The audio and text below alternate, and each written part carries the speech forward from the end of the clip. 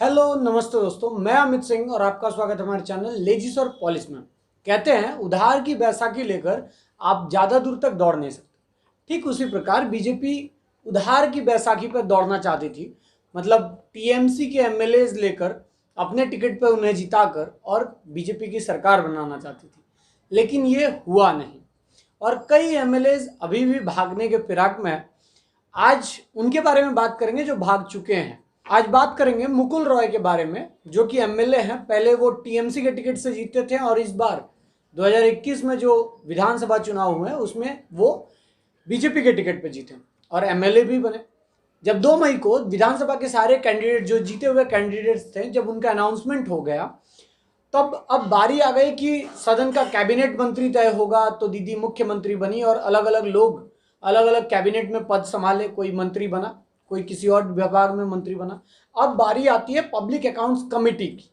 Public accounts committee में हमेशा opposition का नेता ही वहां का चेयरमैन बनता है।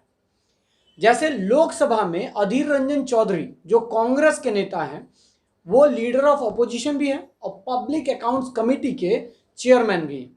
हमेशा ऑपोजिशन लीडर को ही पब्लिक अकाउंट्स कमेटी का चेयरमैन बनाया जाता है, ताकि जो सत्ता है, मतलब जो रूलिंग पार्टी है, जैसे टीएमसी, अगर वो कोई खर्च कर रही है या एक्सपेंस ज़्यादा कर रही है तो उसका लेखा जोखा पब्लिक अकाउंट्स कमेटी करता है और उसका चेयरमैन ऑपोजिशन होगा। तो डेमोक्रेसी बैलेंस में रहेगी, क्योंकि वो जनता को दिखाएगा कि देखो इतने हमारे धनराशि थी और ये इतने ज़्यादा खर्च कर रहे हैं। लेकिन 11 जून को तो पहले ही, मतलब ये पब्लिक अकाउंट्स कमेटी के चेयरमैन बनने से पहले ही इन्होंने बीजेपी छोड़ के टीएमसी ज्वाइन कर लिया। तो टीएमसी ज्वाइन कर लिया तो यहाँ डिफेक्शन का मामला बनता है, मतलब पार्टी दल बदल किया इन्होंने।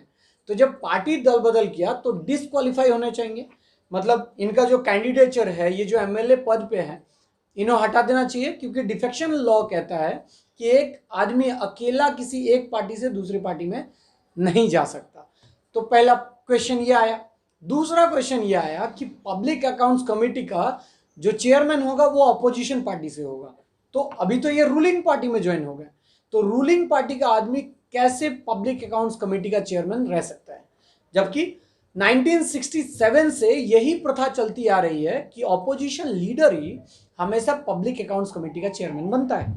लोकसभा में देख ले या फिर हमारे विधानसभा में देख ले। लेकिन जो पश्चिम बंगाल के स्पीकर हैं, उन्होंने इस बात पे कोई ध्यान नहीं दिया और इस बात को डील भी नहीं किया। अभी भी उनके सामने ये इशू पेंडिंग है कि इनको पहले डिस्क्वालीफाई किया जाए।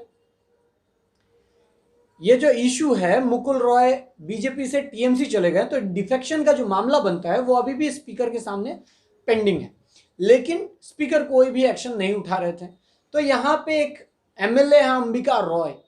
अंबिका रॉय कहाँ के एमएलए हैं? कल्याणी कंस्टिट्यूएंसी से जीते थे, जो कि बाय प्रोफेशन एडवोकेट भी हैं।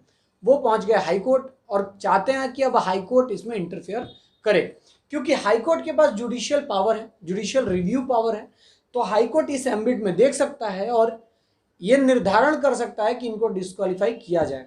तो हाई कोर्ट ने अभी तक, कलकत्ता हाई कोर्ट ने यह मामला डील किया और 7 अक्टूबर तक स्पीकर को एक रिपोर्ट देने के लिए कहा कि भैया बताओ कि इनको डिस्क्वालीफाई करना है कि नहीं करना है। यहाँ पे नुकसान तो जनता का ही है, क्योंकि अगर ये डिस्क्वालीफाई होते हैं तो एक सीट जो है वो फिर खाली होता है, तो उसके लिए फिर बाय इलेक्शंस होंगे। तो जनता के खर्चे पे बार बार बाय इलेक्शंस कराए जाएंगे और नेता एक पार्टी से दूसरी पार्टी बदलते रहते हैं, क्योंकि हमें तो वोट देना है बिरयानी पे और पौए पे। तो उम्मीद है हम जरूर जागेंगे, आज नहीं तो कल जागेंगे। धन्यवाद।